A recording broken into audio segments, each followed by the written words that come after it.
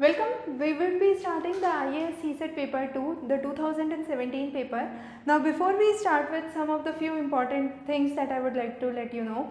First of all, as we discussed in the reading comprehension lecture, most of the passages this time were small. So you had a kind of lot of passages to read. So the best way was to do a skim read and then go on to the questions and come back to the passage again. Try to work around the crux of the passage. That was one thing. For the section on mathematics and the analytical reasoning, from our postal course, if you have covered the analytical reasoning with more than one attributes, that would have been more than sufficient, because that totally covers the type of analytical questions that have been asked. Again, for the section on mathematics, most of it, I would say 99% of it was covered through our postal course, and the tricks that were given were more than helpful. So even the video lectures on maths would have helped you a lot if you have been regularly going through. Now the first passage talks about the disruption of the traditional institutions. Now, as it is clear from the first line itself that if there is a kind of disturbance in the traditional institutions, it would lead to a kind of confusion in the situation, and that is the key aspect that we need to understand. Therefore, from the given choices, we can say it is impossible for the traditional societies to break away from the lingering loyalties would be the best option for this question. So, C would be the correct answer. Now, next question.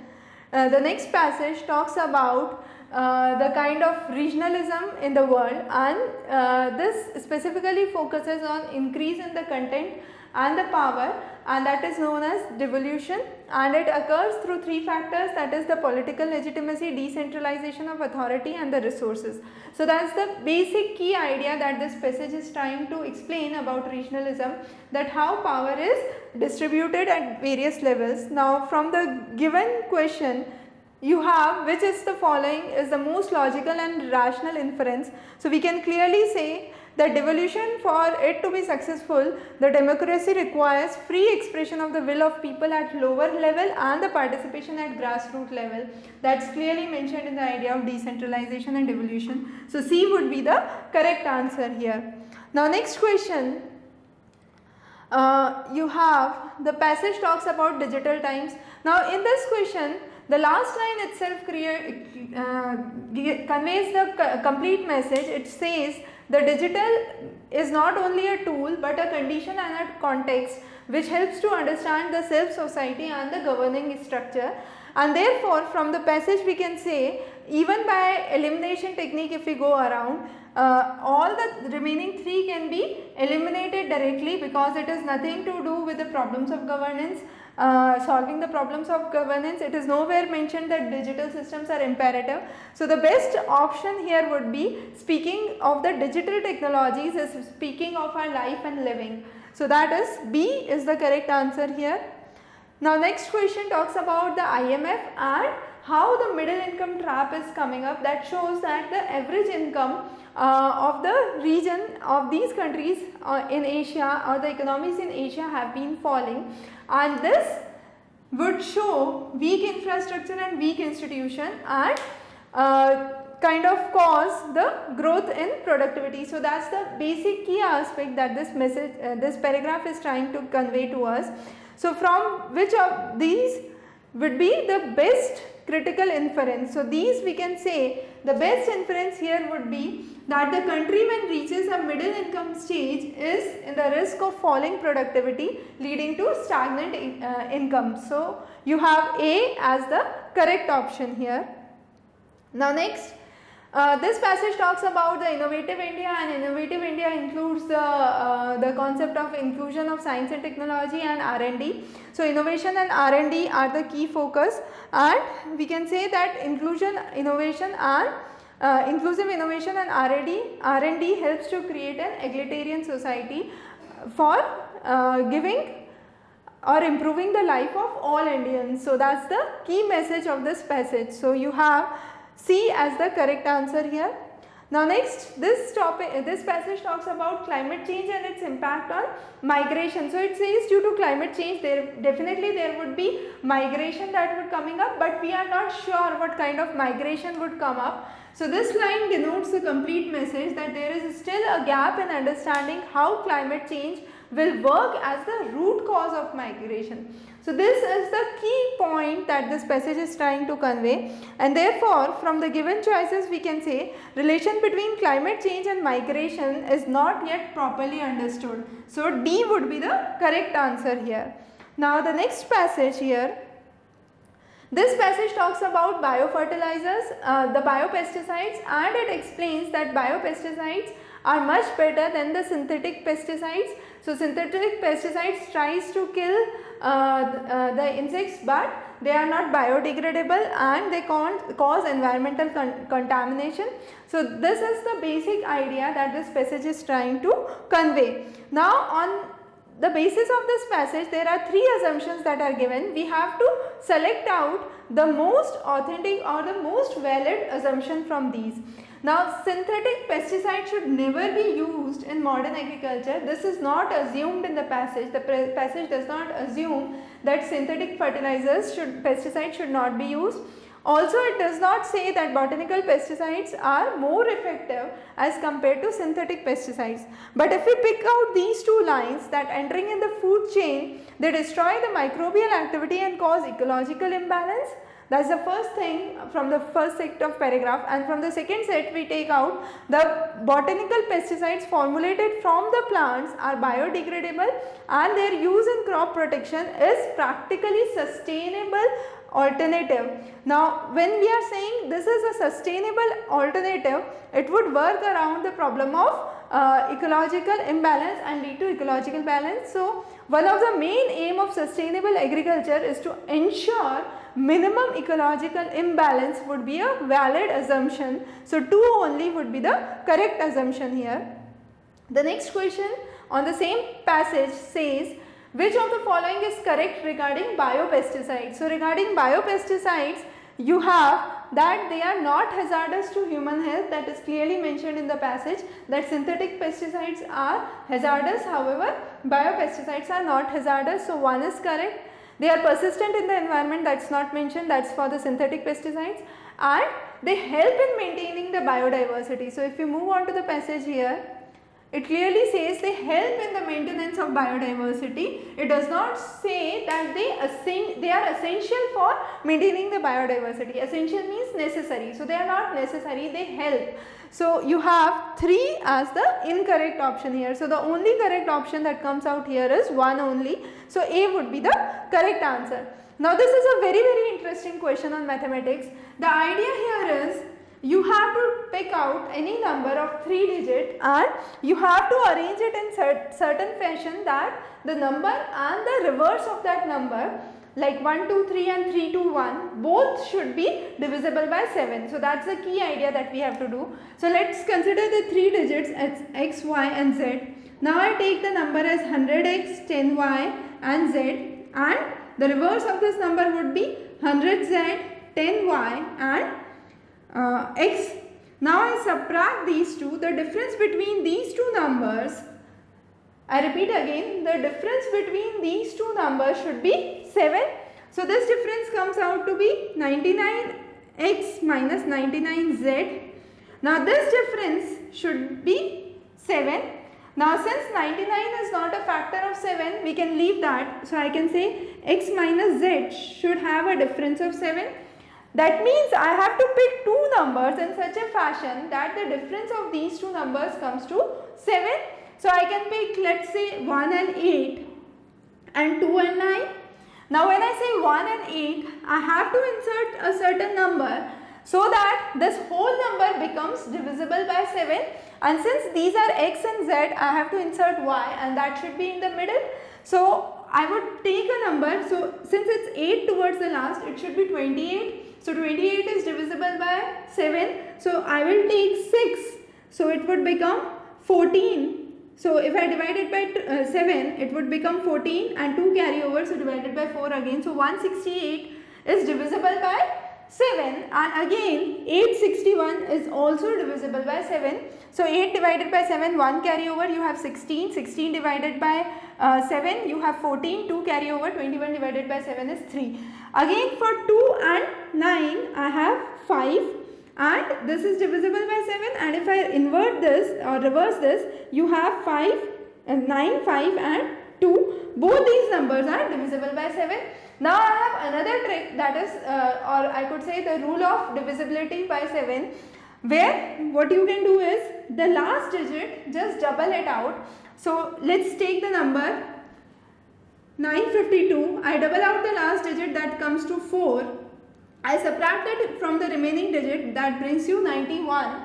91, if I divide by 7, it should be totally divisible. So you have 21, 3. So it's totally divisible. That means this number is divisible by 7. So how many such 3-digit numbers can be formed? So 1, 2, 3 and 4 such 3-digit numbers can be formed, and therefore you would have answer as 4 here.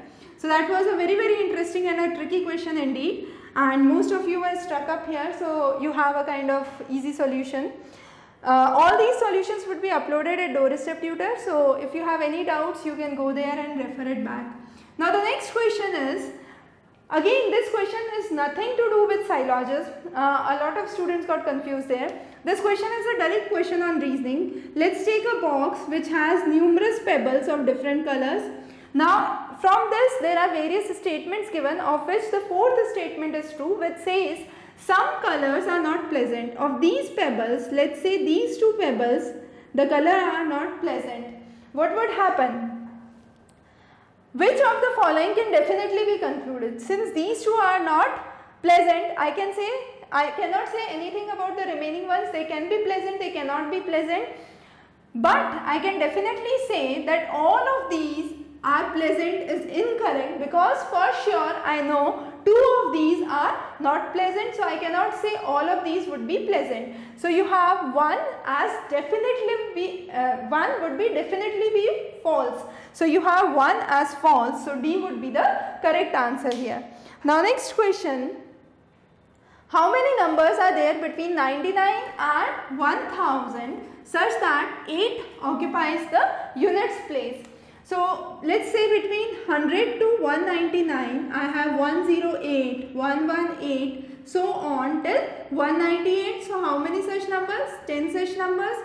Now from 100 to 199, I have 10. From 200 to 299, I have another 10, and so on and so forth. I go on to till 1000. So I have 9 such sets. So 9 into 10, you would have 90 such numbers, which would have 8 in its units place. So that's the correct answer. You have C. Now next is, this is again a very direct question. If you have read the basic statistics and talked about skewness, you can directly answer this, understanding that for the left skewed curve or the negatively skewed curve, you have mean less than median less than mode, or mode is the highest. So that's a kind of direct question. We have discussed this in the class on statistics. We will cover this more in detail when we will talk about the statistics. Again a very interesting question. Mr. X last year was a square of any number. His age was a square of any number, say X last year. Now the next year his age would be a cube of any other number. Now when I say next year, it would be plus last year plus this year. So you have 2 years to go. So plus 2 would give you next year, and that would be cube of any number.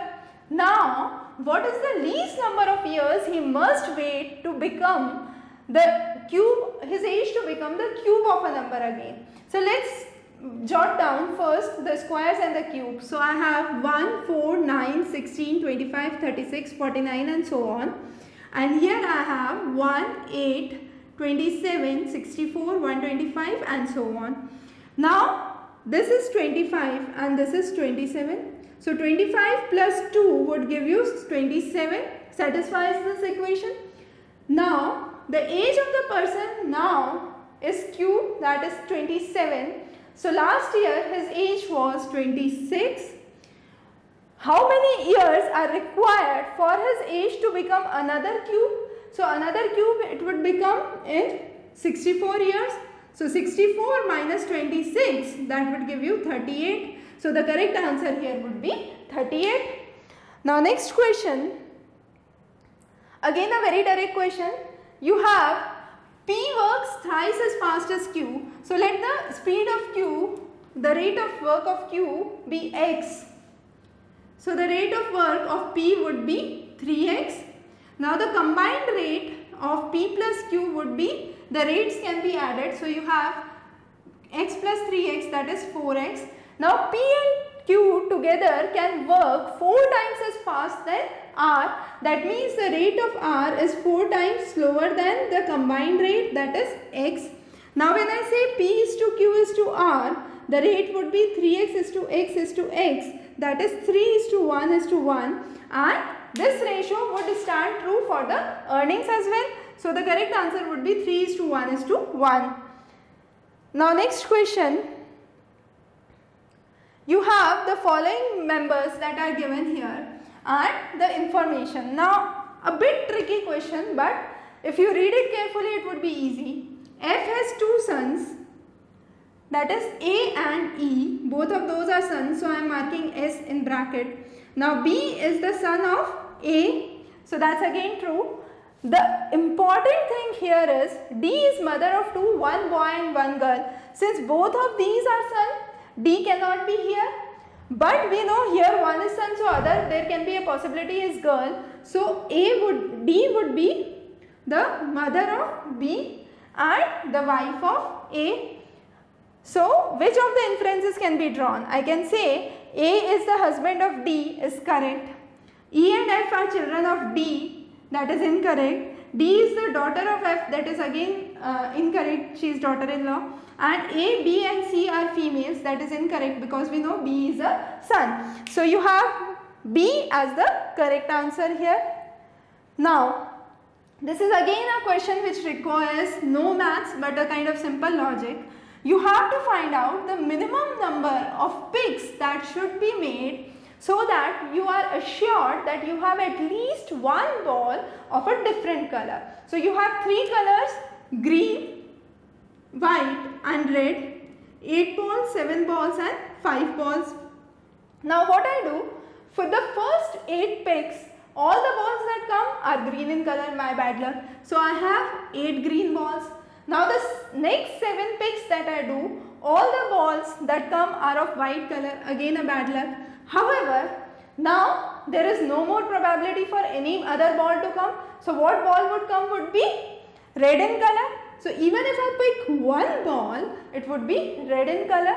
So what could be the minimum number of balls that are required to be picked would be a total of these, that is 8 plus 7, 15, 15 plus 1, 16. So 16 would be the correct answer here. So B would be the correct answer.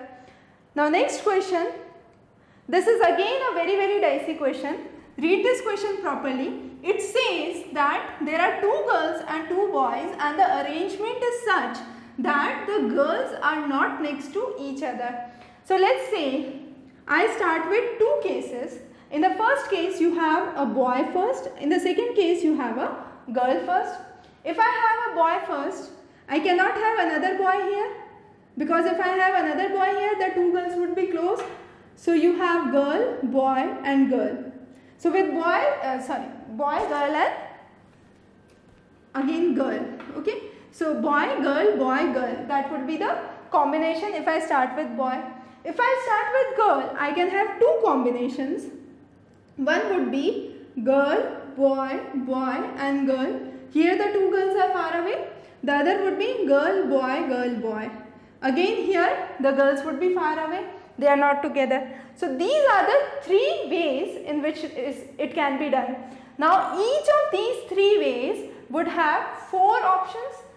I have boy 1, girl 1, boy 2, girl 2. Now in the first case I would have boy 1 here. The second case I would have boy 2 here. In the third case I would have girl 1 here, and the fourth case I would have girl 2 here. So there are 4 cases that could be made with each of these.